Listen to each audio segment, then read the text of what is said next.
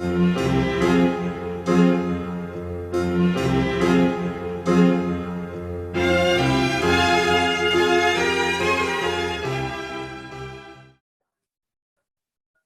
ya posiblemente, bueno, si terminamos, sea nuestra última sesión hoy.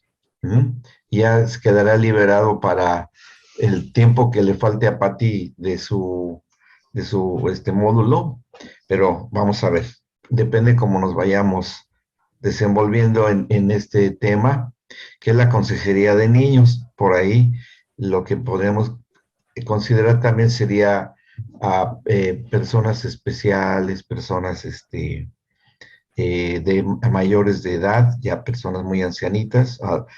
Y aquí vamos a ver de niños y tocaremos algo de adolescentes. En su manual, en su manual que ustedes tienen, hay una parte que es que viene ese punto ahí. Nada más que yo tengo un manual un poco visto, no está muy actualizado, pero se llama, después de donde están todos los cuadritos de ayuda, las guías, donde dice consejero, es el tema 8, consejero de todos, ¿bien? Y ahí vienen algunas cita de apoyos, que bien vamos a tratarlo de justificar. Dice, todo lo que el Padre me da, vendrá a mí, y al que a mí viene, no lo echo fuera. Porque hay una característica del corazón de Dios, que es que Él no hace acepción de personas, sea quien sea.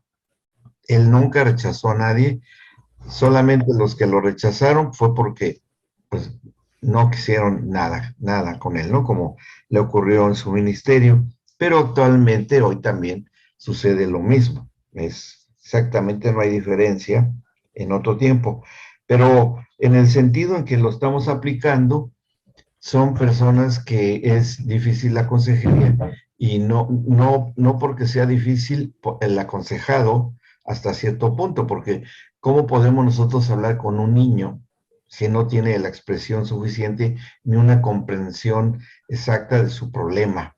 Pero tiene un problema. Y a veces los papás vienen con el pastor o el consejero, pues a pedir una orientación. Y hay cosas de veras que son interesantes. Yo me recuerdo una que me tocó vivir cuando estaban muy de boga unos muñequitos, unos dibujitos japoneses, ¿sí? Muy superpoderosos.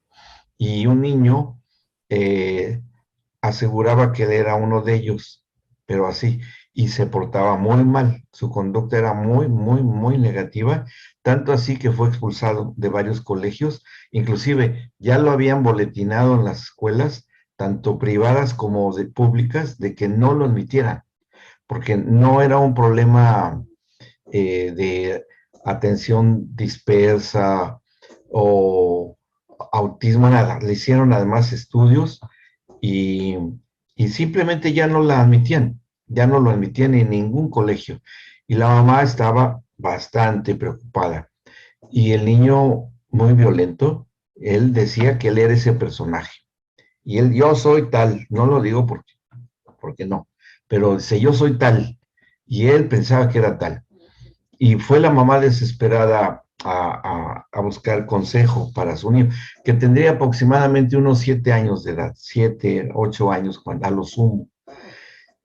En ese tiempo yo tenía donde estaban todos los salones de clases para niños, porque era un edificio, era como de 10 salones, dos muy grandes, y bueno, y había una pequeña oficina que servía de base en los días domingos, y ahí estaba yo, adentro de la oficina, muy pequeñita, pero era nada más para usarse en esos momentos. Y estaba yo en medio de las clases y todo, estaba yo haciendo alguna cosa, y llegó la mamá y llevó al niño. Y la mamá entró primero, y el niño no quiso entrar a la pequeña oficina, se quedó afuera en el pasillo. Y me dice la mamá, es que traigo, ya me explicó rápidamente cuál es el problema, y pues quiero que, si puede usted hablar con mi niño y todo. Y bueno, le digo, sí, nada más que usted no se vaya. Usted quédese aquí y hablamos, ¿no? Bueno, cuando ella sale a buscar al niño y le dice que el niño pase, no quería el niño. Y desde ahí, desde afuera del pasillo, se me queda viendo con una mirada muy especial y me dice, yo no voy a entrar acá. Y dice, es más, y me dice, me acuerdo que no las palabras exactas, pero fue una amenaza. Y me dijo, yo a ti te voy a... Y así, pero mal, muy mal, muy mal. Entonces, con lo que empezó a decir el niño, que él era tal y tal y tal, pues me di cuenta que el niño había sido tan influenciado y se habría abierto una puerta, un acceso espiritual, que se lo expliqué a la mamá. Le dije, mire, el problema de este niño es que ha estado tan expuesto a la influencia que ya rebasó los límites de su área mental y ya ingresó a una cuestión espiritual. Y la solución solamente va a ser algo espiritual. Y bueno, le dijo la mamá, sí, pues adelante. Entonces ya yo hablé desde ahí adentro no al niño, sino a lo que estaba en el niño, ¿sí? Y ya tomé autoridad y cambió mucho el niño y entró a la oficina y seguí tomando autoridad sobre esa entidad. Y finalmente el niño fue hecho libre, ¿no? De eso. Pero con una advertencia muy fuerte, muy puntual a la mamá, que por ningún motivo tenía que exponerlo a una influencia de esa naturaleza. O sea, por un dibujito, o sea, uno dice, bueno, pues sí, pero sí tiene eso. Sí hubo muchos estudios que han demostrado, y hoy por hoy, ya es totalmente abierta la influencia, totalmente abierta. ¿Sí? Ya hay de todo, la A, la Z, de diferentes formas y maneras en que puede haber una afectación espiritual a los pequeñitos. Aparte, el entorno en el que el niño esté viviendo dentro de situaciones de violencia, dentro de ese tipo de cosas. Y aquí dentro de esto que está en su manual, hay varias áreas donde se puede dirigir la adolescencia. Aquí hay un listado, niños, adolescentes, jóvenes, hombres, mujeres, relaciones en los hogares, en la dinámica de la familia y áreas especiales, enfermos y necesitados espiritualmente. Bien, aquí cualquiera que sea la situación, pues nosotros si tenemos la habilidad y la capacidad, sí procuremos en lo posible no negarnos. En caso de que vemos que es algo que nos supera, decirle a la persona, yo la voy a apoyar desde la perspectiva espiritual, pero es recomendable, como les había dicho anteriormente, que tengan algún conocido que les pueda apoyar en el área de la psicología o la psiquiatría, según el caso, ¿no? O situaciones de personas discapacitadas, porque a veces hay consejerías de esa naturaleza. A mí me ha tocado dar consejería a personas, no me acuerdo si les comenté a ustedes, de un varón que tuvo una sección medular, quedó paralítico de la cintura para abajo, y bueno, él le recomendaba a su esposa, no tenían hijos y no tenía mucho tiempo porque tuvo un accidente gravísimo y se seccionó la médula porque tuvo una fractura en la columna vertebral y quedó total y absolutamente paralizado de cintura para abajo. O sea, sin sensibilidad, sin movimiento, con todo artificial para que pudiera pues sus necesidades normales. Y él sufría mucho y su esposa también. Entonces yo le comenté a él que, bueno, la esposa fue más bien la que pidió la consejería y él accedió, pero lo que la esposa me comentaba es que él le había dicho que ella hiciera dos cosas. Una, que si seguía con él, pues él ni estaba totalmente de acuerdo que él pudiera tener una tercera persona para pues suplir sus necesidades de ella, ¿no? Necesidades de intimidad y todo, y que él estaba de acuerdo, que no iba a haber problema. Y la otra era que lo dejara, que no se atara a él en una condición así. Y ella no estaba de acuerdo, por supuesto. Y ella fue y me dijo, yo lo amo a él. Yo no me casé con él por la situación de la necesidad física. Yo me casé con él por lo que él es, él es un hombre bueno, de mucho valor, muy inteligente, y eso es algo que él no ha entendido. Lo demás yo puedo arreglármelas, ¿no? Y bueno, ya llegó un momento en el que, habiéndolo, a los dos los estuve escuchando, y le he yo comentado a él, bueno, usted ya halló a su esposa, porque el amor físico es la última expresión de un amor que viene desde el área espiritual, trasciende el alma y se manifiesta por lo físico. Y ella así lo ha considerado, que el amor físico es una expresión de algo mucho más valioso, más interior y más importante. Y la disposición de espíritu que ella tiene es por sobre todas las cosas en su relación con usted. ¿Por qué? Porque yo sé que el Señor le ha mostrado que ese es el proceso de una relación matrimonial, a pesar de esto que no es una cosa menor, es muy, muy fuerte, pero ella está dispuesto a hacer un amor sacrificial y ella está tomando ejemplo de lo que hizo el Señor Jesucristo, ¿no? Y bueno, él poco a poco fue entendiendo, y le dije, usted no la puede impulsar por cuanto ella ama al Señor a que ella viva una vida, porque no dejan de ser un matrimonio. Y sí, legalmente tiene la razón legal de poderlo dejar. La ley apoya eso, pero usted no puede decir que, pues que lo deje de amar y va a sufrir mucho. O sea, aparte de que usted esté sufriendo, ella va a sufrir más y está sufriendo ya con esta eventual separación, ¿no? Y bueno, lo entendió él, lo entendió ella, bueno, ella ya lo había entendido, pero era reafirmar que el vínculo de amor espiritual era por sobre el impedimento físico de él, ¿no? Y les expliqué lo que era el don de continencia, como lo explica Pablo, que tomando el ejemplo de él, y algo que está escrito bueno, que enseñó el Señor Jesucristo en Mateo 19:12, donde habla que hay eunucos, hay tres tipos, categorías, y habla un eunuco, el eunuco que es así, hecho por causa del reino de los cielos. ¿Mm? Y les expliqué eso.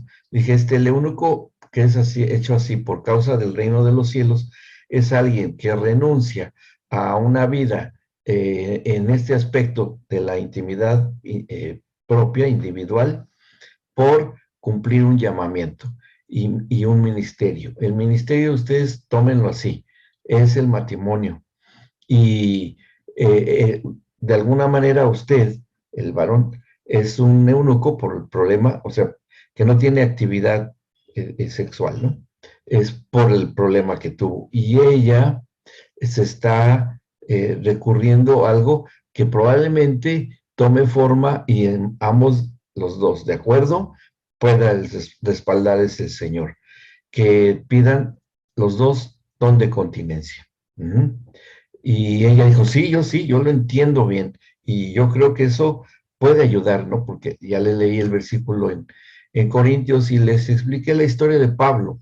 Dije, mire, Pablo no se sabe bien si estuvo casado o su esposa lo haya dejado, porque él para pertenecer al Sanedrín debía de estar casado, era un requisito para eso. Pero cuando él se convierte a Cristo, por la experiencia que tuvo, es muy probable que la esposa lo hubiese abandonado, por lo mismo. Por eso es que él habla acerca, como en su momento hablamos del divorcio y todo esto, como escribe en la carta a los Corintios, el esposo incrédulo, la esposa incrédula, el abandono, la separación, o si hay acuerdo entre ambos, y como él en un momento dado escribe que si alguien para no quemarse, o sea, no incurrir en pecado, pues lo que puede pedir es don de continencia, ¿sí? Y el don de continencia es algo espiritual y eso proviene del Señor. Entonces, en caso así, es el último punto, pero es fácil de explicar. Eh, porque ese es el punto, que como es una cosa espiritual, se puede recurrir a lo espiritual y este también consejo que se puede dar, porque está dentro del contexto también a los solteros. porque después Pablo escribe, yo anhelo tener una esposa, o como lo tienen los hermanos del Señor Jesucristo. Él habla de sus hermanos que estaban casados, ya se habían convertido, y de los apóstoles, y que él también tenía derecho a tener una esposa.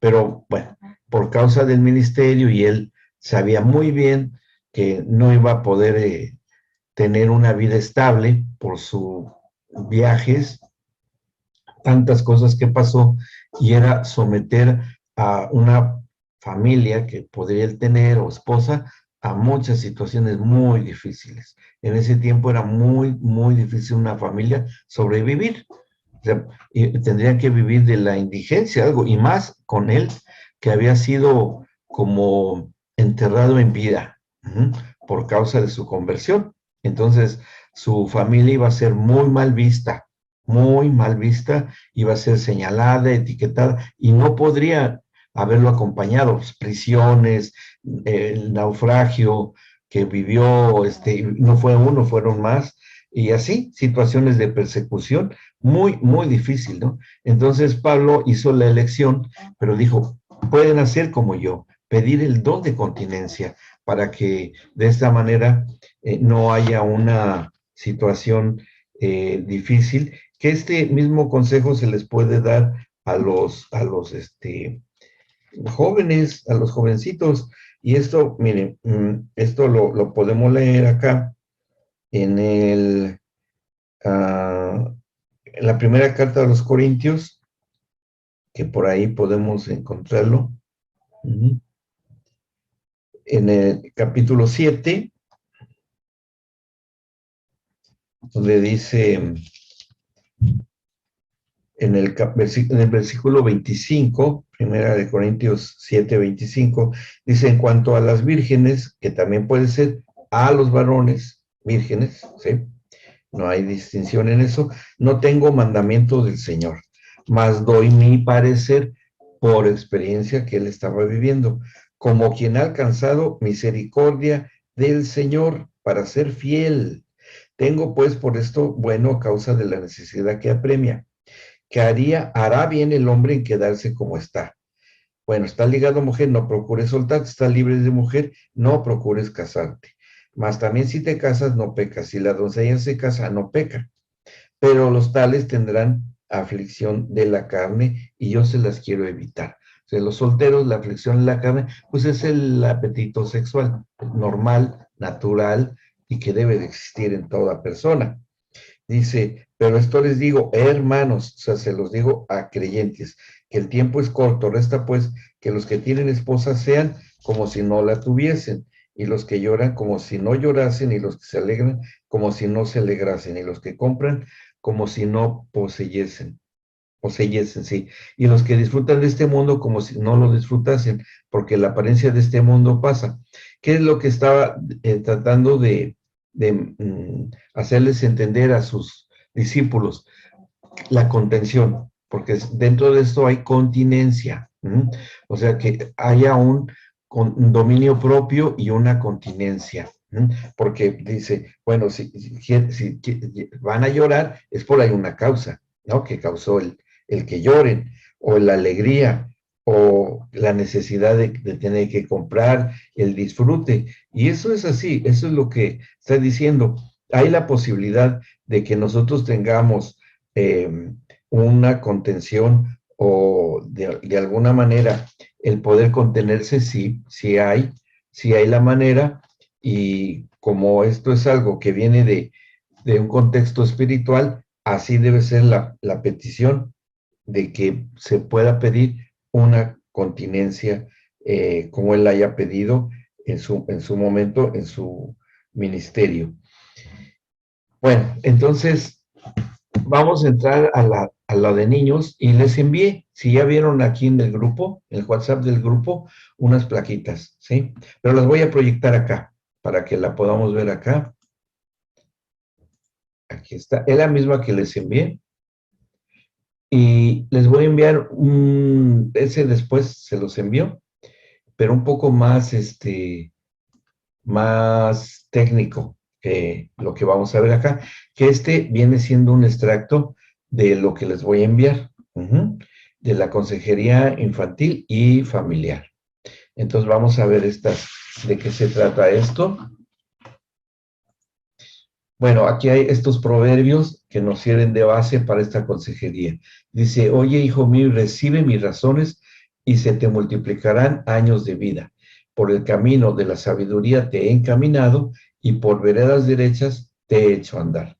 Aquí vemos la iniciativa del padre o la madre o del consejero, porque la consejería en ellos es como si proviniese de un padre o de una madre a los niños. Recuerden que siempre deben estar presentes los papás, los tutores de los pequeños, cuando es necesario hacerlo. Y de alguna manera no es compleja la consejería de niños porque la mayoría, un porcentaje enorme es de conducta. ¿Sí? De conductas. Otro porcentaje, digamos que un 80% es de conductas, encaminarlos en conductas correctas a los pequeñitos y a los papás conjuntamente, porque a veces hay... Y yo quisiera recomendarles mucho un libro que no sé si en algún momento ya se los habíamos recomendado, Pati y yo, nada más que aquí no tengo el de los niños, pero se los voy a mostrar acá. Déjenme ver si lo tengo por aquí. Bueno, pero es de los mismos autores y está la colección, que es miren. Este es Límites en el matrimonio, ¿sí? Límites en el matrimonio. Los autores, aquí se las pongo, aquí son. A ver, espérame, déjenme.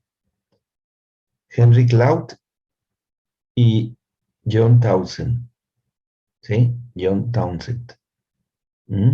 Henry Cloud y John Townsend. ¿Ok? ¿Ya lo anotaron, Laurita? Ok, este es de En el matrimonio. Está muy bueno este. Les va a ayudar mucho. Hay otro que es para líderes, límites para líderes. También está excelente obra. Este nos sirve mucho para la gente que nos ayuda en el pastorado. Está bien bueno el comentario que trae aquí, acá en el... Dice resultados, relaciones y estar ridículamente a cargo. Ridículamente a cargo. Bueno, es ahí. Y está muy bueno porque trae situaciones que vivimos en el pastorado con la gente que nos ayuda. Y hay otro para niños. También hay otro de los mismos autores, pero para niños. ¿Sí? Entonces, este tipo de obras sí se las recomiendo porque nos ubica bastante y son gente que tienen mucha experiencia, porque todos son psicólogos cristianos. Entonces nos ayuda bastante a enfocar nuestra consejería en estas áreas. Y bueno, vamos a ver. Está un poco medio denso esto, pero bien, para poderlo entender. El Ministerio de Niños, que el pastorado es un gran desafío, ha tenido que evolucionar de una serie de actividades bien intencionadas y con el mejor esfuerzo posible de los maestros o los consejeros del pastor a través de décadas en nuestras iglesias. ¿Por qué? Porque las dinámicas sociales y la interacción con las familias se ha ido haciendo cada vez mucho más intensa, más compleja, muy diversificada y muy influenciada por los medios, muy, muy influenciada.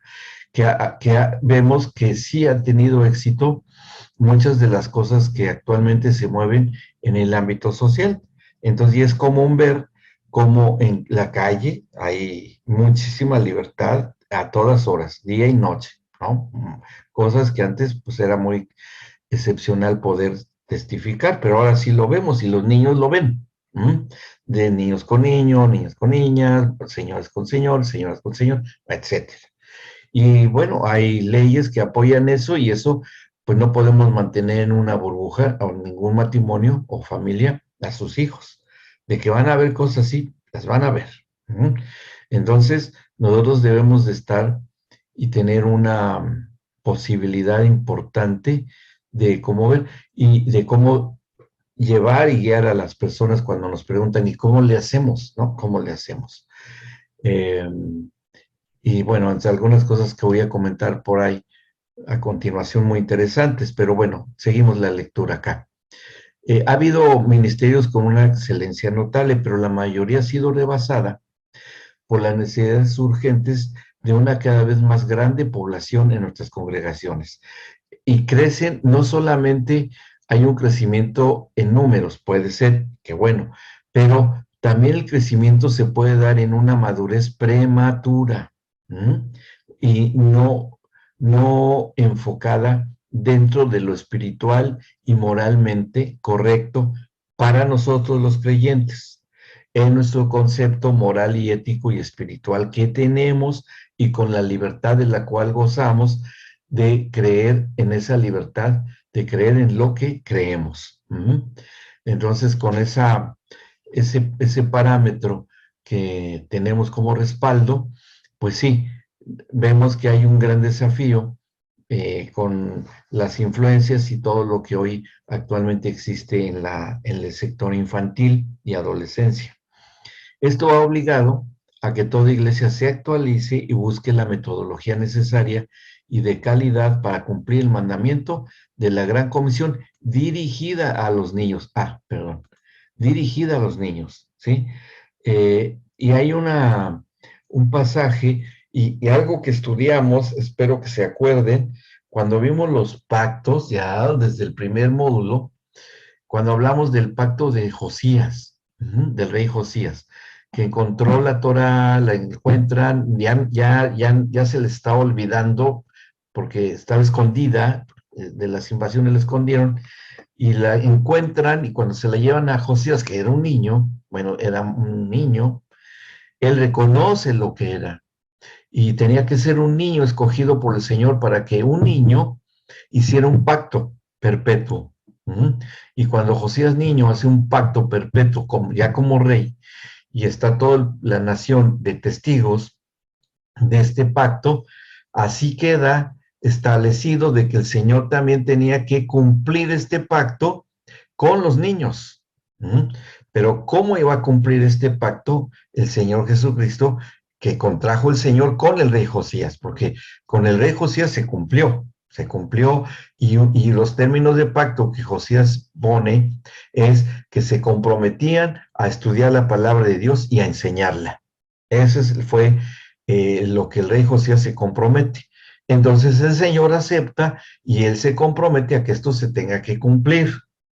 Y cuando se cumple por parte del Señor Jesucristo para que los niños tuviesen todo el acceso a las cosas espirituales del Señor. Bueno, cuando Él se encuentra con unas familias y las familias llevan a sus niños para que los bendiga y que les pusiera las manos para bendecir a los niños por algunas familias que lo vieron en su ministerio y los discípulos no dejaban que los niños se acercaran. Inclusive empiezan a retarlos ahí, a decirles que no importunaran al Señor. Y el Señor se enoja, se molesta, porque ellos ni cuenta se daban, no, nunca se iban a dar cuenta. Realmente era muy difícil que lo supieran o lo pudieran discernir, que lo que estaba ocurriendo ante sus ojos era que se estaba cumpliendo ese compromiso de parte del Señor, porque era un encuentro personal con Jesucristo, era un encuentro con Él.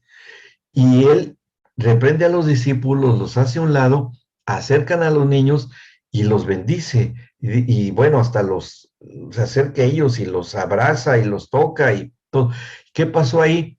Que por ese compromiso de pacto con Josías, ahí se estaba cumpliendo con el Señor Jesucristo.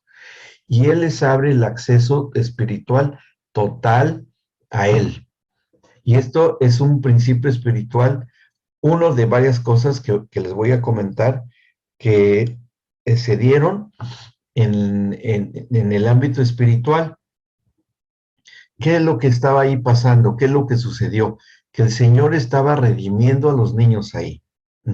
Los estaba haciendo sujetos a la redención. Porque un niño, sí, bueno, puede ser que su conciencia no esté tan desarrollada, pero que tiene naturaleza adámica, eso indudablemente.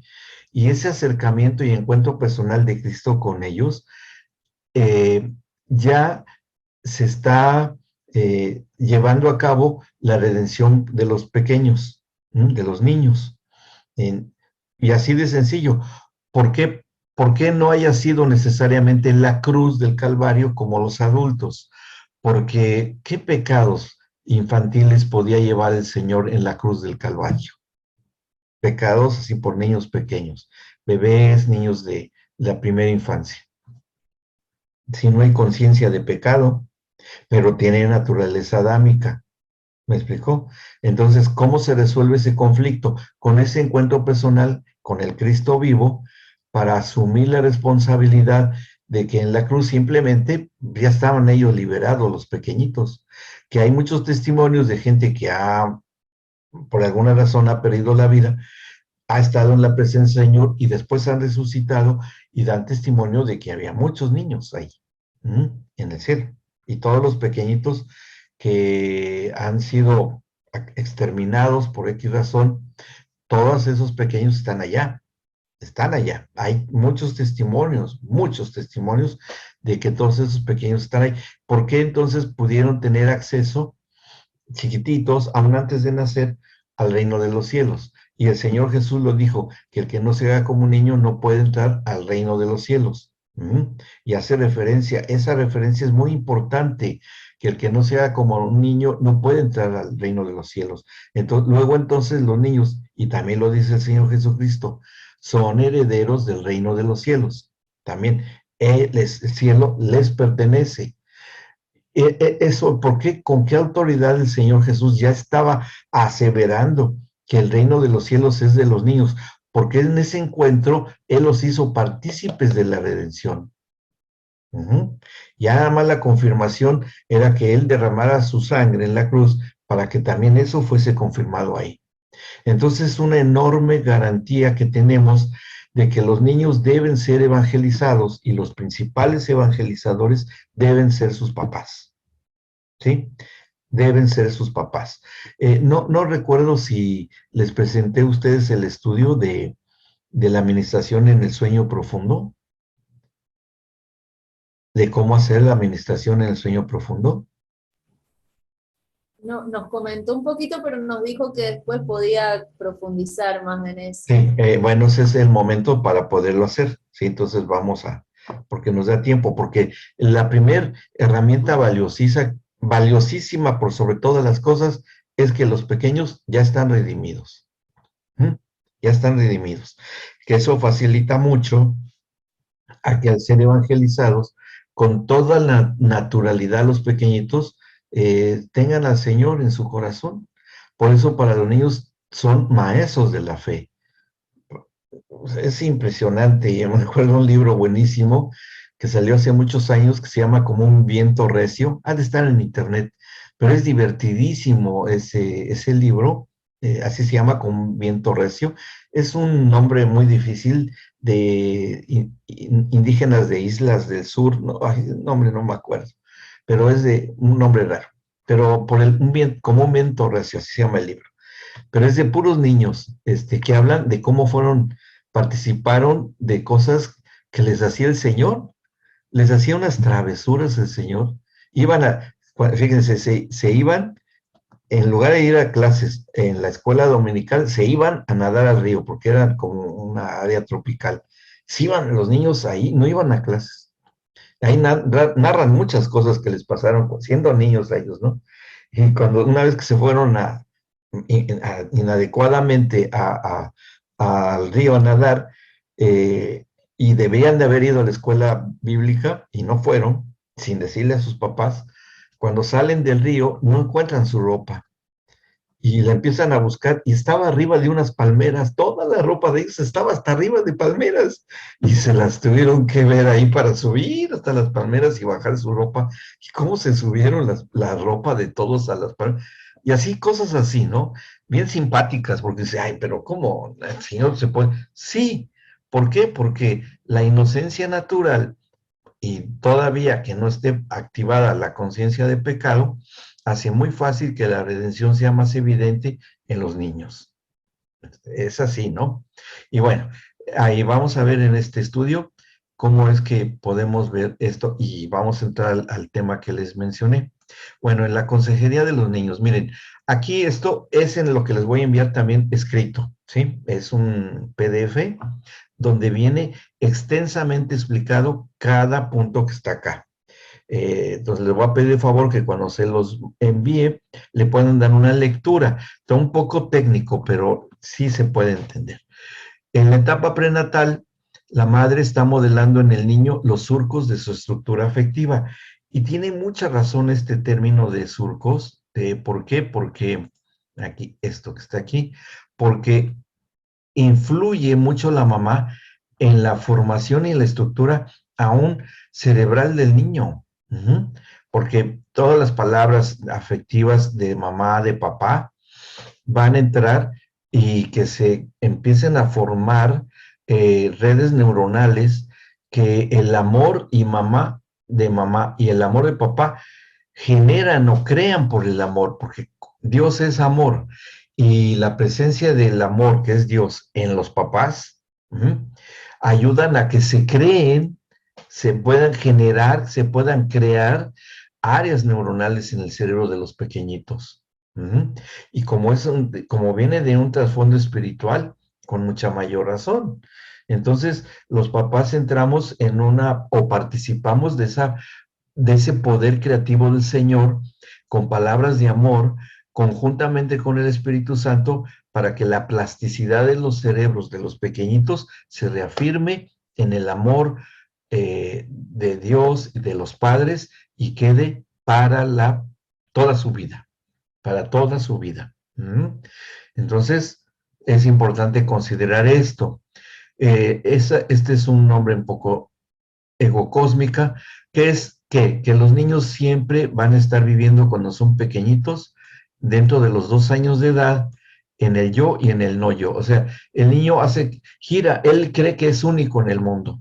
Él no piensa que otros niños tienen papás, ni les interesa, ni nada, ni cuenta se dan. Pero todos sus instintos, impulsos, deseos y afectos, el niño consigue establecer una solución de continuidad, es decir, que él establece una continua comunicación para todo, necesidad, alimentación, cariño, cobijo, todo lo que él necesita, y el niño exige y demanda que es para él. O sea, ningún niño de estas edades va a pedir para otro y que él se sacrifique. El niño va a buscar lo propio.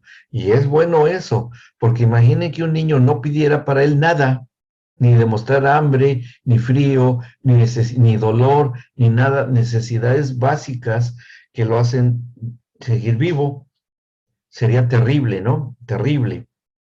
Entonces, es una etapa normal, porque además en estas edades, su psicodesarrollo, en general el desarrollo físico, se está dando.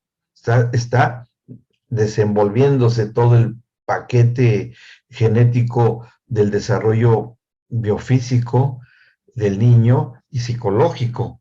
Y bueno, si se ha sembrado en lo espiritual, que eso es lo que vamos a comentar a continuación, va a ser excelente que se esté dando.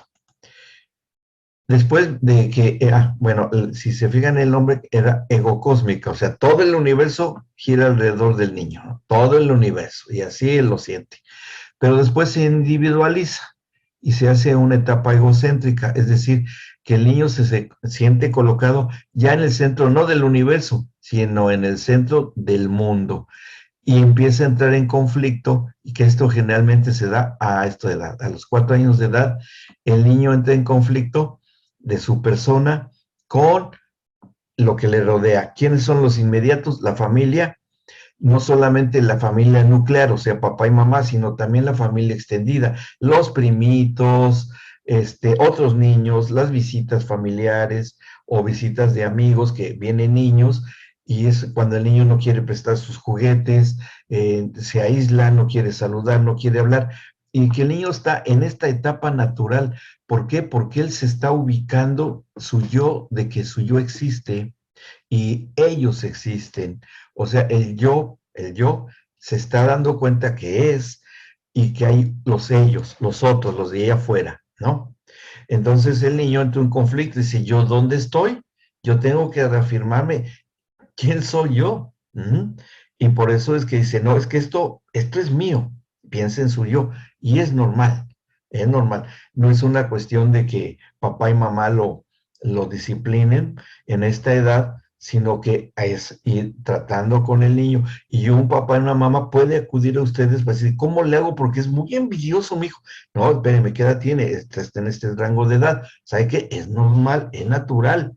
Lo que tiene que hacer es que usted tenga unos juguetitos aparte, aparte, y a lo mejor decirle, estos juguetes son para cuando vengan tus primos o visitas. Cuando ellos vengan, yo se los voy a prestar. ¿Por qué? Porque son míos y yo se los voy a prestar. Tú tienes los tuyos y yo tengo los míos.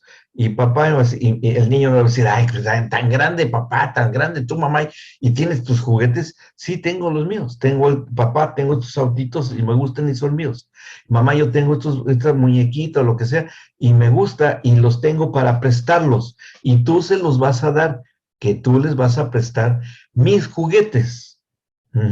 Y entonces ya los niños dice, te presto la muñequita de mi mamá a la primita. Bien, y uno le puede decir, préstale mi muñeca, pero tú dáselo. Y ahí los vamos instruyendo a que los niños puedan ser compartidos. ¿Y por qué? Y explicarles por qué les prestamos mis juguetes a través de ti para que sepan lo que es amar a los demás.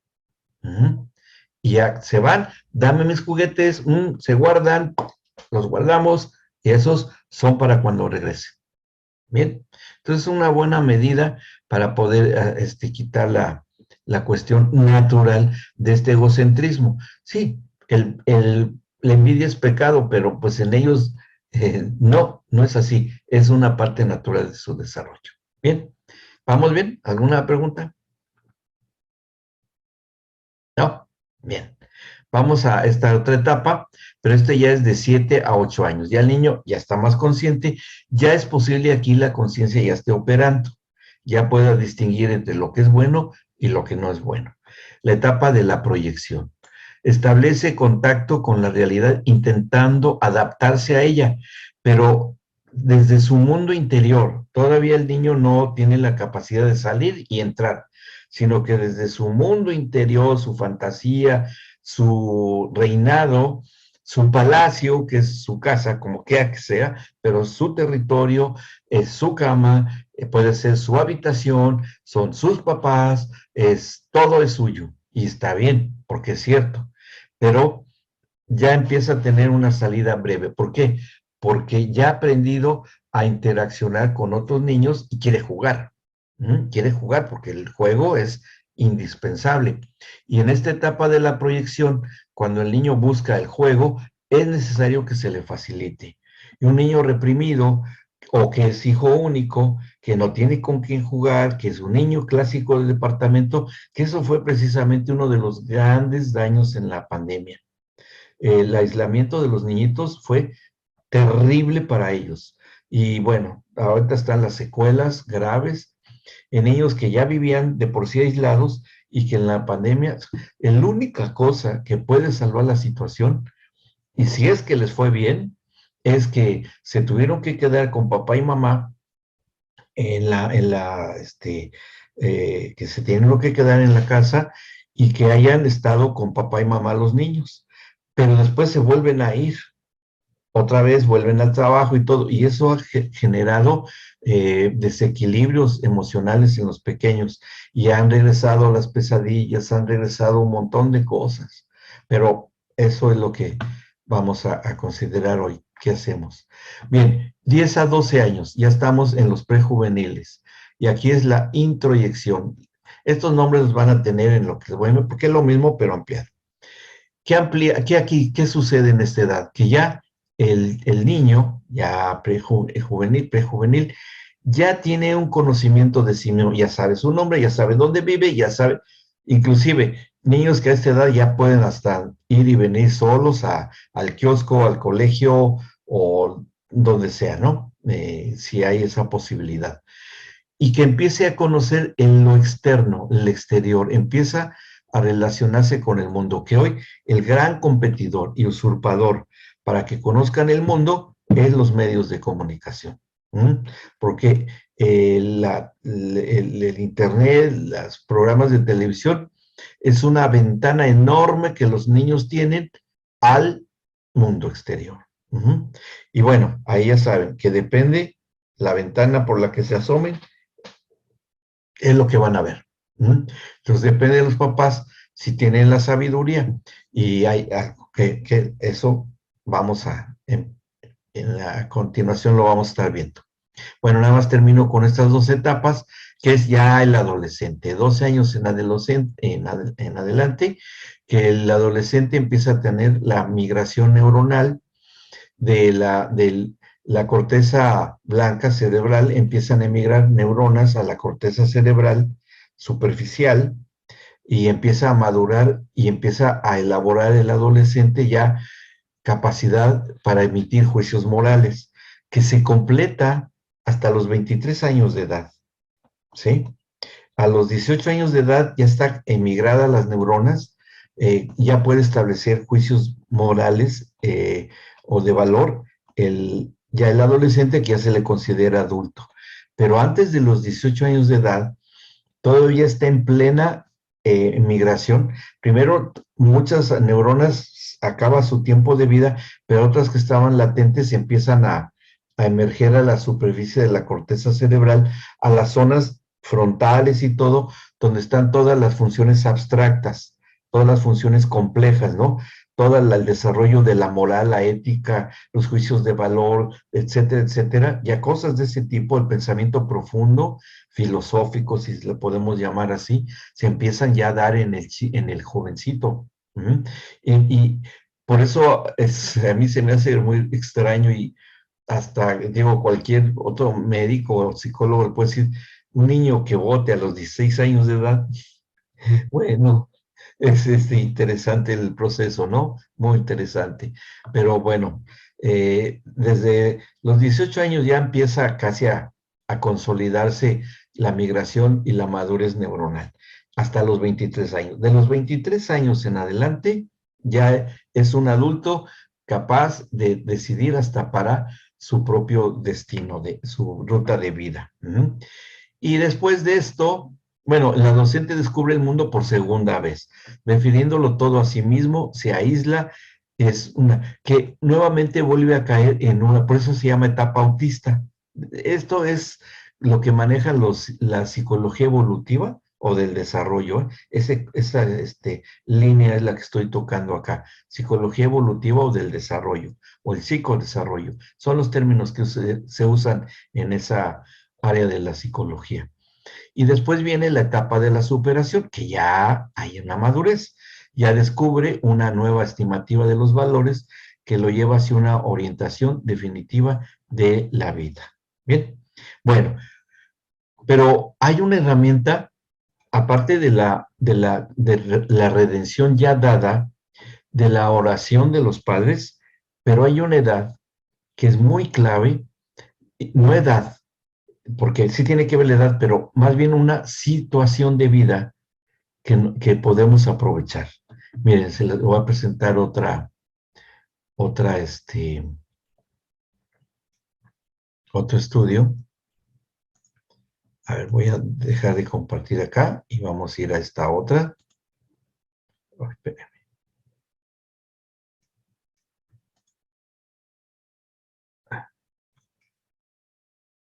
Voy a pasarla, a ver, déjenme terminar con esta. Bien, después regresamos a esta y vamos a entrar a esta. Esto es sensacional, ¿eh? Esto que les voy a presentar es sensacional. Bien, aquí está. Y este es el título que le he puesto.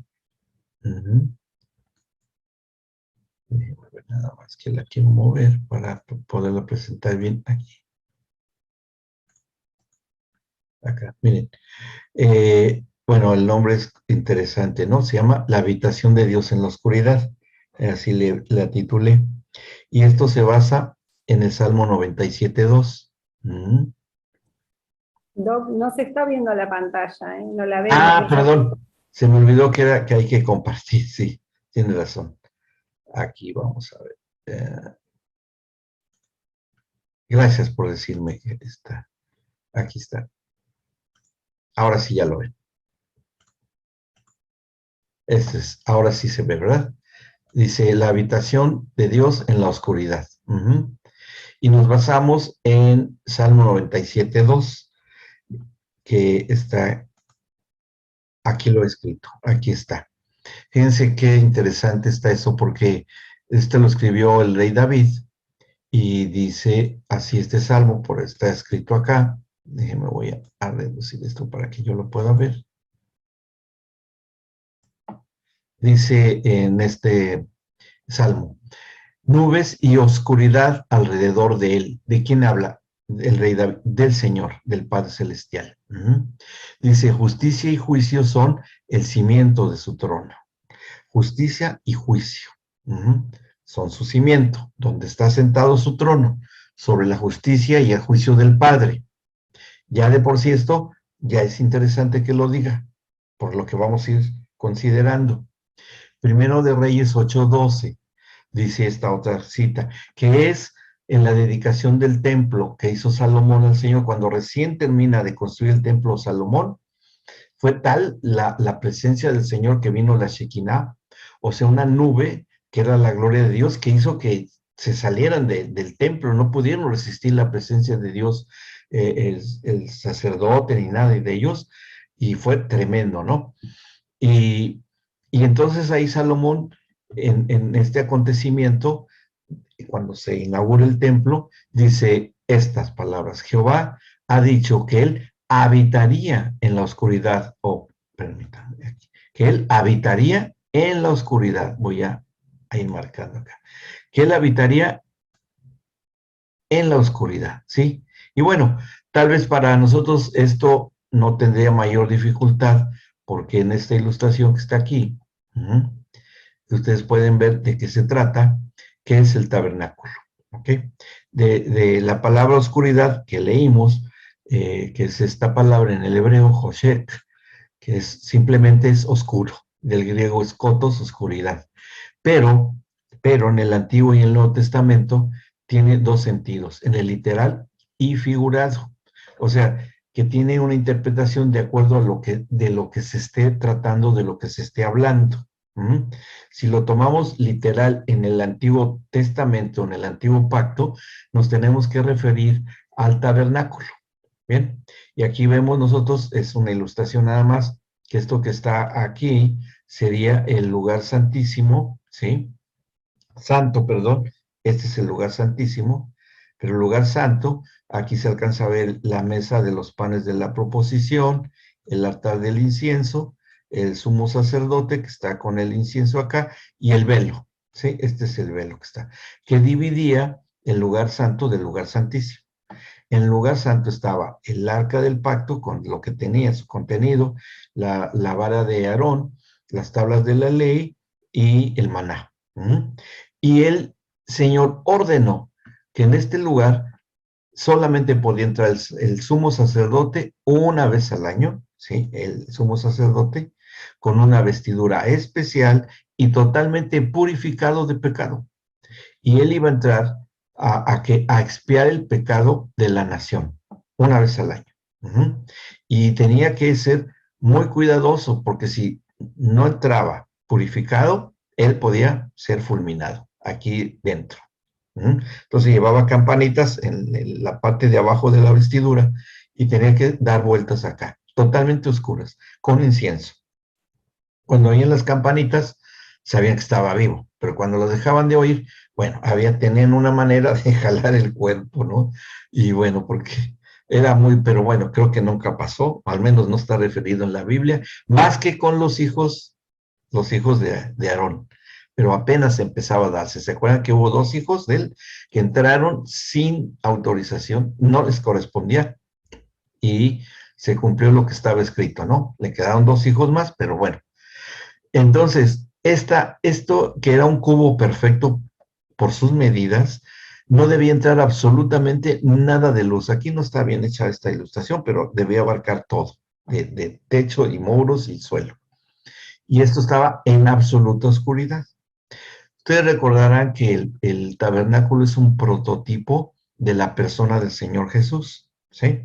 Es una cuestión profética, que la descripción de la cubierta de pieles y todo lo que hicieron, todo tiene su significado, todo.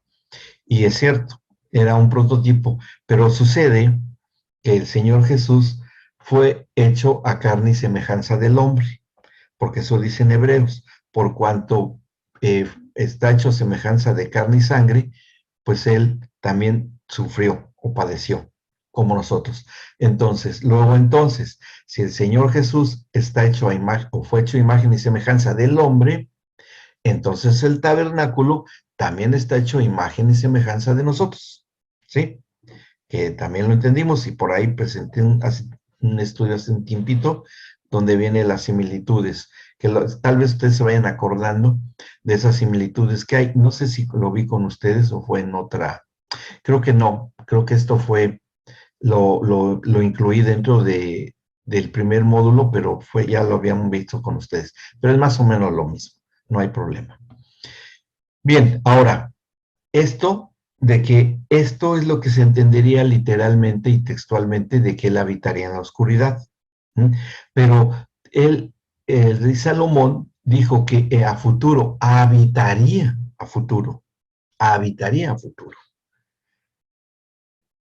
y no en presente, para que se hubiera dicho Salomón, el Señor habita en la oscuridad, sino que está manejado así, habitaría, o sea, que iba a estar permanente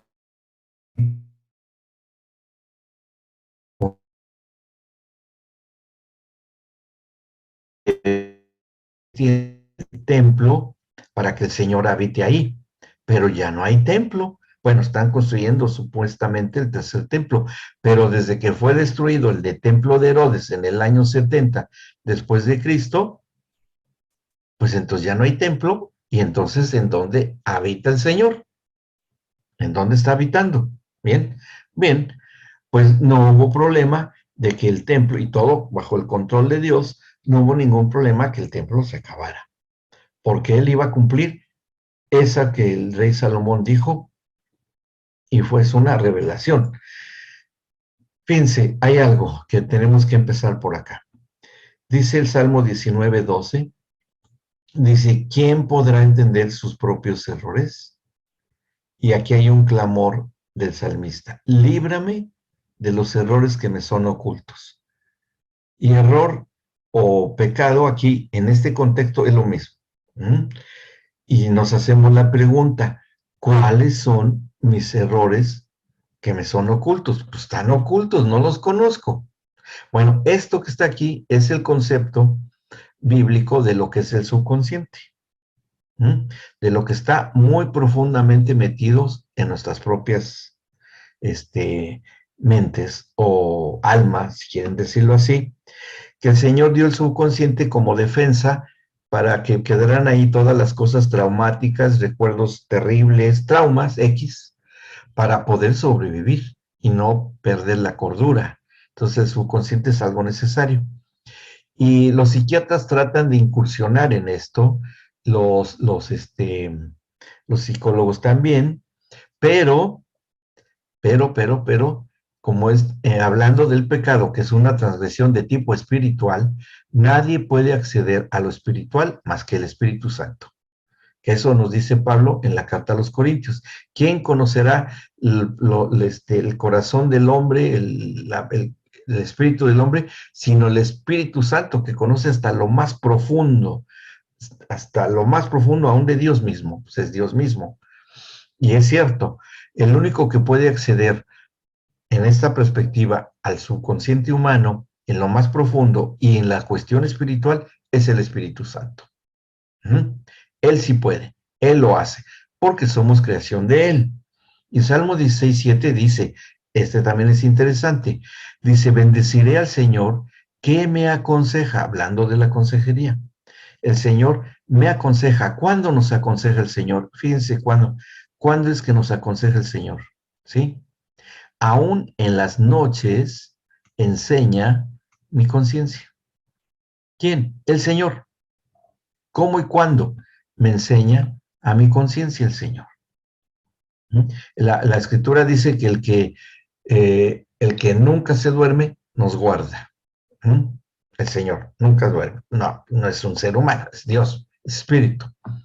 ¿Y cuándo y en qué momento en las noches puede enseñarle a mi conciencia? ¿Cómo podemos nosotros verificar esto? Que esto nos va a servir precisamente para la consejería por parte de los papás para con sus hijos, ¿sí? Y es una herramienta increíblemente valiosa. Bueno, ¿vamos bien hasta acá? ¿Me voy explicando cómo está esto? ¿Sí? Bien, bien. ¿Sí, Laurita? ¿Vamos bien? Vamos a lo que sigue. Ok. Miren, aquí están estas citas que son importantes, que son exhortaciones del apóstol Pablo. Segunda de Corintios 1:12, le doy la lectura, dice así, Segunda de Corintios 1:12, porque vean cómo ya desde la revelación apostólica ya está considerado la importancia de la conciencia. No olvidemos que el Señor también ahí nos va a enseñar en la noche. Bueno, Segunda de Corintios, capítulo 1, versículo 12, dice así, porque nuestra gloria, nuestra cosa buena en nosotros es esta, el testimonio de nuestra conciencia.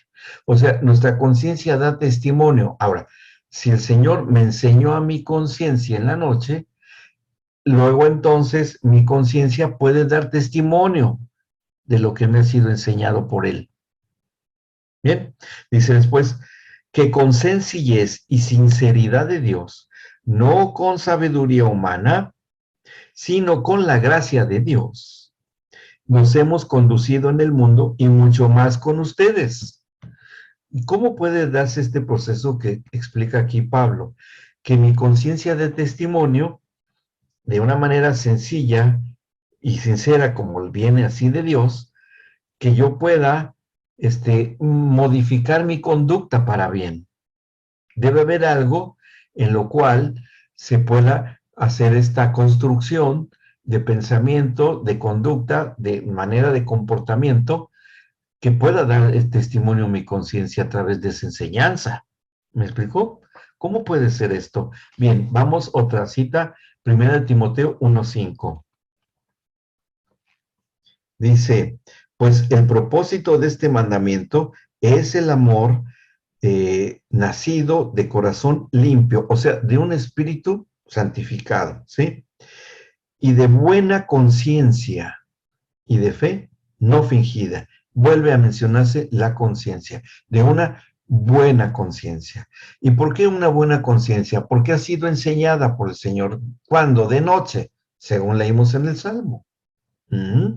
Primera Timoteo 1:19 dice, manteniendo la fe y buena conciencia, desechando la cual naufragaron en cuanto a la fe algunos. O sea que es posible que voluntariamente una persona pueda desechar esa enseñanza, sí es posible. Pero ¿por qué puede ser? Porque hubo un obstáculo en el cual no se haya podido dar esa. ¿Y qué generalmente es? Vamos a ver cuál puede ser. Y por último, 1 Timoteo 3:9 dice que guarden el misterio de la fe con limpia conciencia. El misterio de la fe con limpia conciencia. Y esta última cita, pues sí nos deja así, ¿cuál es el misterio de la fe? ¿Y por qué tantas referencias a la conciencia? Y de que me sea enseñado en la noche a mi conciencia. ¿Cómo se da ese proceso?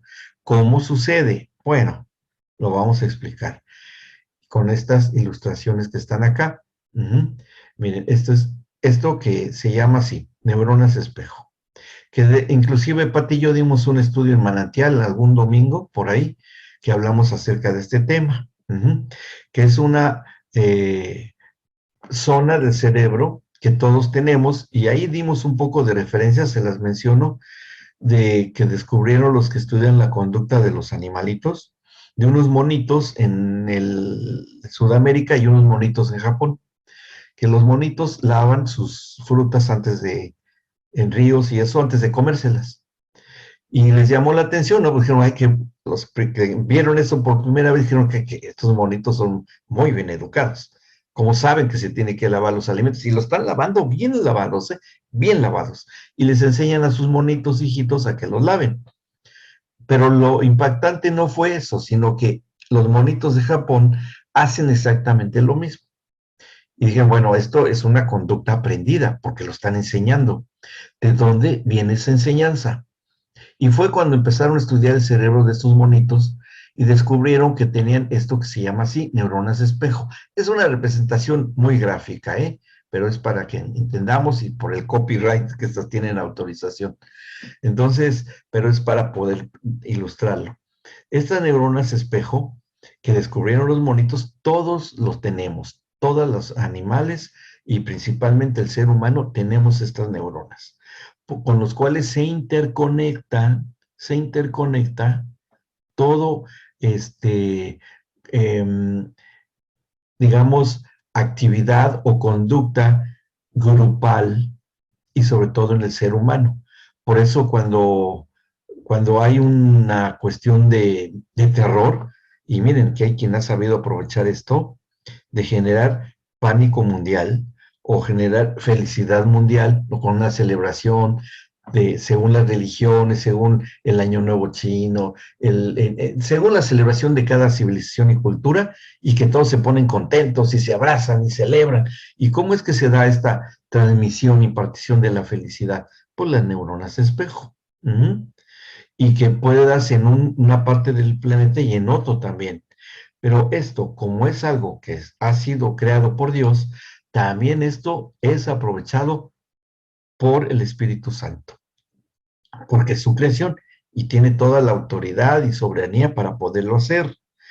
¿Y cómo es que se puede aprovechar esta interacción y conexión aquí a este nivel? Ah, bien, de esta forma.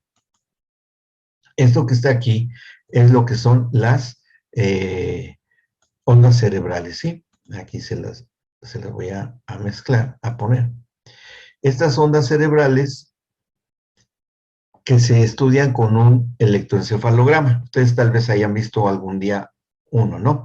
Que es un papel grande y que va caminando y se ponen electrodos en el cráneo y con sensores bioeléctricos, porque las neuronas funcionan y producen y generan bioelectricidad.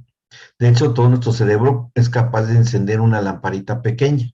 Podríamos encender una lámpara LED perfectamente si se interconectaran todos. Hay quien ha estudiado eso. Y esto se estudia en el electroencefalograma, que se refleja por medio de trazos de ondas cerebrales en nosotros. Cuando se estudia a alguien por algún problema, X problema cerebral, un tumor, un foco de epilepsia, una enfermedad degenerativa, traumática, una cicatrización por algún derrame, una severa, todo lo que ustedes quieran, se puede encontrar aparte con otros estudios, con esto. Pero este es lo interesante, no otros estudios, sino este es lo interesante, las ondas cerebrales. Hay diferentes tipos de ondas, aquí lo mencionamos. Miren, las ondas beta y alfa, que son estas que están acá, beta y alfa, que están acá, ¿sí?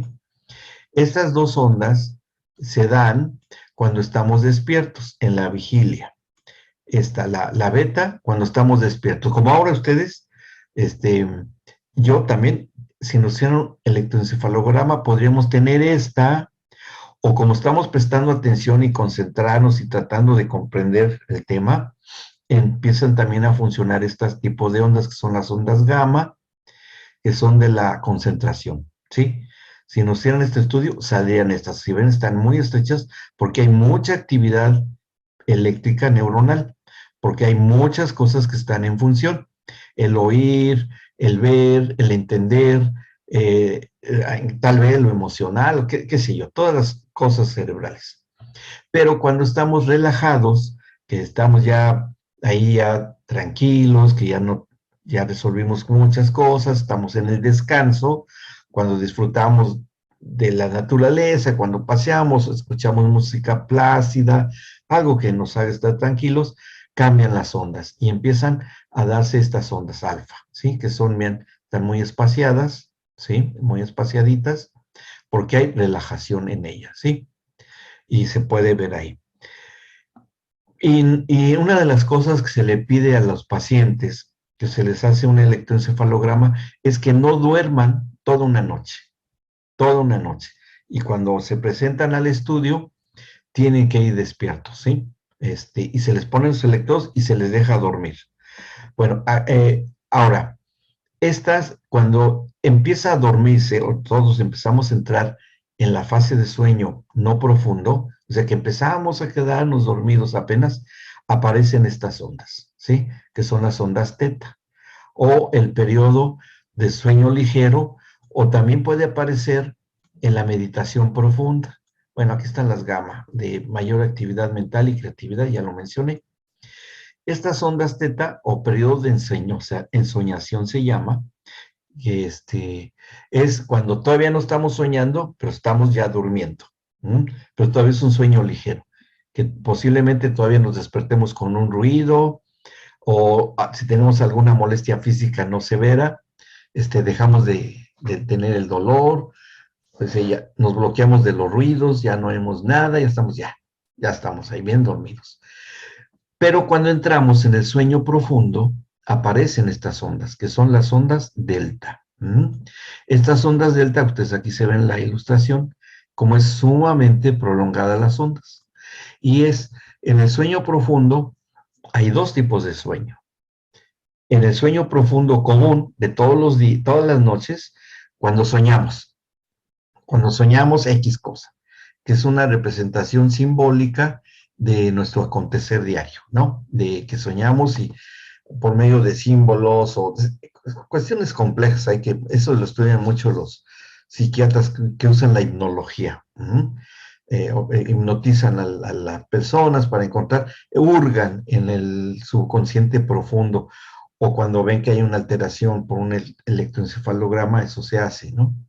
Pero en la situación de el sueño profundo común, bueno, es normal que se olvide. Pero hay otro tipo de sueño, y este sueño es el que tenían los profetas. El que tenían los profetas. Miren, vamos al libro de Daniel, del profeta, porque para mí es el mejor exponente de esta situación. Daniel, capítulo, que algún día estudiamos lo de Daniel, cómo fue despojado de toda su identidad, de todo, ¿sí? Perdió su familia, perdió su nación, y es llevado cautivo a Babilonia, en donde le quitan su alimentación, su cultura ya había desaparecido momentáneamente, ¿verdad? Por algunos bastantes añitos, toda su parentela, toda su cultura, todo. Y hasta el idioma también, que tenía que hablar sirio, estudiar toda la cultura sirio-caldea, inclusive aún su propia identidad masculina, porque fue castrado, ¿sí? Como lo hacían, por eso se va con eunucos. O sea, le quitaron absolutamente todo, todo, todo, todo. Lo único que no le quitaron, y eso no se puede, fue la cuestión espiritual. O sea que, pensémoslo así, una persona en el cual no tiene todo ese tipo de cosas, que puede ser semejante a un niño muy pequeñito, ¿sí? Porque todavía no tiene funciones hormonales, todavía no tiene una activación del pensamiento complejo, etcétera, etcétera, etcétera. Es algo parecido al caso de Daniel. Bien, ahora, fíjense cómo está la situación. Que aquí en Daniel 1, bueno, describe todo lo que le pasó. Pero en el capítulo 2, vamos a ver cómo pasa algo con el rey Nabucodonosor, que era un hombre impío. que eran muy crueles, esos reyes eran verdaderos depredadores de naciones, y que en su tiempo haya sido una nación de las más poderosas. En ese tiempo todavía ni nacía el Imperio Romano, el griego apenas medio empezaba, el persa tampoco, era más que el persa ya sería la segunda potencia mundial de ese tiempo, en esos lugares. Bueno, dice en el 2, capítulo 2, versículo 1, en el segundo año del reinado de Nabucodonosor, tuvo Nabucodonosor sueños y se perturbó su espíritu y se le fue el sueño. O sea, sueños que perturben el espíritu, no la emoción, porque no se le dio miedo, le dio mucha alegría, no, perturbó su espíritu. O sea que hay una interacción entre el sueño y una cuestión espiritual. Sí, aquí está la conexión, aquí la leemos, bien. Dice después, hizo llamar al rey a magos, astrólogos, encantadores y caldeos para que le explicaran sus sueños. Vinieron pues, se presentaron delante del rey.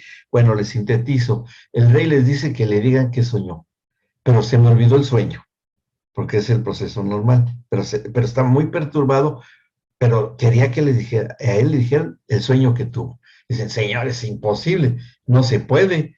No, dinos qué sueño tuviste y te lo interpretamos. Le dijo, no, tienen que decirme qué soñé y su interpretación. Y pues dijeron, no, no hay hombre que pueda hacerlo en la tierra, no hay hombre que pueda hacerlo. Y si ya no me lo dicen, entonces a todos ustedes los van a ejecutar, y manda que los ejecuten a todos ellos, ¿no? Que les iba a llegar a una Daniel a sus amigos, porque eso es lo que vemos referido un poco más adelante. Y cuando saben esto, Daniel y todos dicen, no, pues cómo esto no es justo.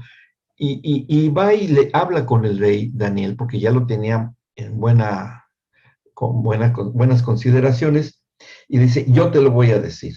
En el versículo de ese mismo capítulo 16, dice, y Daniel entró y pidió al rey que le diese tiempo y que él mostraría la interpretación del rey.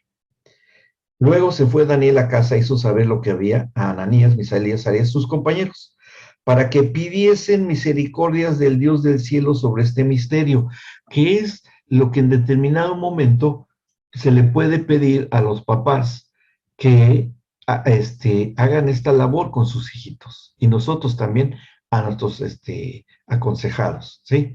Que esto puede dársele varias aplicaciones, a lo que vamos a llegar a conclusiones. Y dice, a fin de que Daniel y sus compañeros no pereciesen con los otros sabios de Babilonia. En el 19 dice, entonces el secreto fue revelado a Daniel en visión de noche, por lo cual bendijo Daniel al Dios del cielo. O sea, en visión de noche se le mostró lo que soñó el rey. Bien. O sea, hubo una conexión celestial divina de parte del Señor, de algo que tuvo este hombre y que Dios sabía que era. Y Dios sabía qué es lo que tenía que soñar el rey. Y entonces dice en el 20, y Daniel habló y dijo, sea bendito el nombre de Dios de siglos en siglos, porque suyos son el poder y la sabiduría. Y él muda los tiempos y las edades, quita reyes y pone reyes, da la sabiduría a los sabios y la ciencia a los entendidos. Él revela lo profundo y lo escondido, conoce lo que está en tinieblas y con él mora la luz. ¿Sí? Hablando de la oscuridad en la cual el Señor habita. Entonces, ¿qué es lo que pasó con Daniel? Que en visión le reveló el sueño, una cuestión profética al rey de Nabucodonosor, de una estatua con cabeza de oro, cuello y pecho de plata, y brazos, y después el vientre de bronce, después de piernas de hierro, y hasta el final de barro y hierro, ¿no? Que es que hoy se están cumpliendo esas profecías, hasta hoy. Hoy se están cumpliendo esas profecías, porque así era la magnitud del sueño que se le dio, pero se le olvidó al rey. Bueno, como se lo interpreta, y el rey sí se da cuenta que se fue el sueño, o sea, hay un proceso en donde sí se acuerda del sueño, pues ya le interpreta que, ¿no? Y le da la interpretación. Se va a acabar tu reinado y los imperios que vienen también, y así fue. El imperio romano, el griego, el medo-persa, el román, todo eso, y así fue. Bueno, Pero lo interesante aquí, lo que nos sirve a nosotros es que se le dio una visión de noche a Daniel. Vamos al capítulo 7, dice el 1. En el primer año de Belsasar, rey de Babilonia, tuvo Daniel un sueño y visiones de su cabeza mientras estaba en su lecho. Sueños y visiones. En su cabeza, fíjense bien, en su cabeza, mientras estaba en su lecho. Luego escribió el sueño y relató lo principal del asunto. ¿Y qué fue lo que? Otra visión de estos últimos tiempos de las 4 bestias, que es lo que estamos viviendo hoy. Se le fue dada, que es el apocalipsis de Daniel, esto prácticamente, como es lo que hoy vivimos y estamos viendo. Bien, ahora, llama la atención que fue un sueño, visiones y en su cabeza, mientras estaba en su lecho. ¿Qué es lo que le pasó? Y bueno, por último, en el caso de Daniel, en el versículo, en el capítulo, déjenme ver.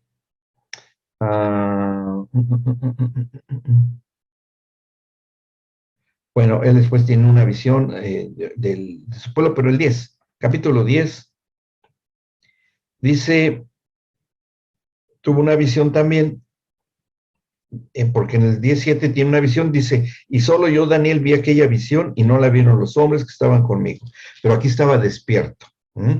Ahora, ¿qué fue y por qué haya sido en el sueño?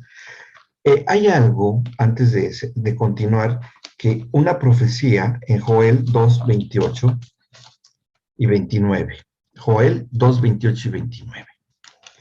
Dice así, que se cumplió en el Pentecostés. Dice, y después de esto, la profecía del profeta Joel, derramaré mi espíritu sobre toda carne, y profetizarán sus hijos y sus hijas.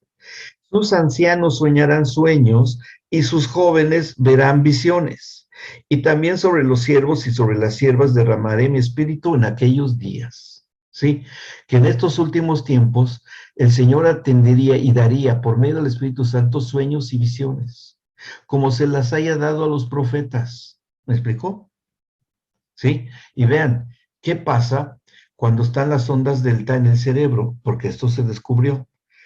Dice, la onda delta, en el sueño profundo, ¿qué pasa en la onda delta? Es para la toma de decisiones, para la memoria, para el aprendizaje y la paz interior. ¿Qué es lo que ocurre en el sueño profundo? Que es cuando el Señor interactúa con nosotros, como con Daniel y el Espíritu Santo, para enseñarnos a nuestra conciencia, para tomar decisiones importantes, para afinar e implantar una memoria permanente, el aprendizaje y sobre todo la paz interior, que esto está dicho por científicos, pero que es espiritual, finalmente. Bien, ahora, todo esto que se da, ¿cómo podemos nosotros utilizar esto que sucede en el ser humano y teniendo esta promesa de Joel ya cumplida en nosotros? Que los papás, en el sueño profundo de sus hijitos, por medio del Espíritu Santo, de la cual deben estar llenos sus papás, declaren palabras de bien y blindar el alma de sus pequeñitos para que las influencias del sistema del mundo, como es como está ahora, que está influyendo muchísimo en los niños, no llegue a su alma y a su espíritu, pero en ese tiempo, en el sueño profundo. ¿Por qué? Porque papá y mamá dan palabras de sabiduría y palabras de ciencia que vienen del Espíritu Santo, palabra de profecía, de exhortación, de edificación y de consuelo en el sueño profundo de los niños. Aunque no estén conscientes o en vigilia, ¿no? Que eso significa vigilia, estar despiertos, sino cuando están en el sueño profundo. Entonces, cuando sus pequeñitos están durmiendo, ahí pueden orar por sus niños. Y pedirle, Señor, protege su mente, que viendo no vean y oyendo no oigan. Cuídalos y protégelos de las influencias de las tinieblas. ¿Sí? Y bueno, y ahora, ¿dónde entonces es que habita el Señor en la oscuridad? Y aquí está toda la respuesta. que el lugar santísimo del Señor donde Él habita es aquí en nosotros, aquí dentro, en el interior de nuestro cerebro, donde no hay luz alguna. Y ahí está la presencia, la plenitud de la deidad está allí. Está allí. Y por eso es fácilmente que Él de ahí nos enseñe y todo, y Él sea la luz en el centro de nuestro ser interior. Y ahí nosotros podemos tener una enorme ventaja. Y lo que se puede enseñar en la consejería para niños o adolescentes es usar este elemento tan valiosísimo que el mismo Señor creó y que no tiene nada que ver, ni usurpamos ninguna función de nada, porque están dormidos, ¿sí? Están durmiendo los niños. No se les convence de nada, no se les enseña a que tengan prejuicios, no se les educa como algunos dicen que no se tiene ninguna relación con él, debe tener una influencia paterna de conducta sobre los niños. No, no, no, nada de eso. Esto es que con el poder del Espíritu Santo podamos influir en el espíritu y mente de los pequeñitos. Y cuando ellos despierten todo, miren, ya está sembrada la semilla del fruto del Espíritu en los pequeños. ¿Cómo saben los papás que los niños tienen sueño profundo? Porque se han tal vez fijado que cuando uno está durmiendo con los párpados cerrados, mueve uno los ojos mucho. Se mueven los ojos. Los globos oculares están en movimiento. Esa es evidencia de sueño profundo. ¿Sí? Cuando están, pero bien dormidos los bebés o los niñitos. Que inclusive se ha descubierto que los bebés en la matriz tienen ondas delta. Se los han verificado, que los bebitos no nacidos tienen ondas delta. Entonces, aquí tiene validez lo que estudiamos en el módulo de procreación y embarazo para ministrar el espíritu de los bebés y de los niños ya más grandes cuando están durmiendo. ¿Para qué? Porque caminamos juntamente con el Señor para que nos enseñe nuestra conciencia. Y es enseñanza. Pero ¿de qué enseñanza? Sabiduría no humana, como lo dijo Pablo acá. Y también se puede hacer ya con adultos, que la esposa ore por el esposo cuando está durmiendo, o la esposa por el esposo cuando esté durmiendo. También, cuando están las ondas delta. Así lo hacía el Señor con los profetas, así lo podemos hacer nosotros también. ¿Ok? ¿Bien? ¿Tienen alguna duda con esto? Es una herramienta valiosísima, ¿no creen? Entonces, creo que esto nos va a servir mucho para la consejería de niños. Bueno, ¿y a qué horas son? Ya estamos muy pasados. Bueno, vamos a continuar la sesión que viene. Voy a dejar de compartir. Déjenme, siempre se me queda por acá las cosas. Bueno, creo que ya dejé, ya no se ve la imagen, ¿verdad? No se ve la imagen. Ok, ya dejé de compartir pantalla. Bueno. Muy bien. Bueno, aquí dejamos entonces, finalizaré, sí, la sesión que viene, porque todavía quiero comentar donde el poder de la oración en la consejería sería nuestro último tema. Bien, bueno. Bien. Si no hay preguntas. Muchas gracias, Doc. Bien, muchas gracias. Bueno, muy bien. Bueno, nos despedimos y nos vemos el próximo. Déjenme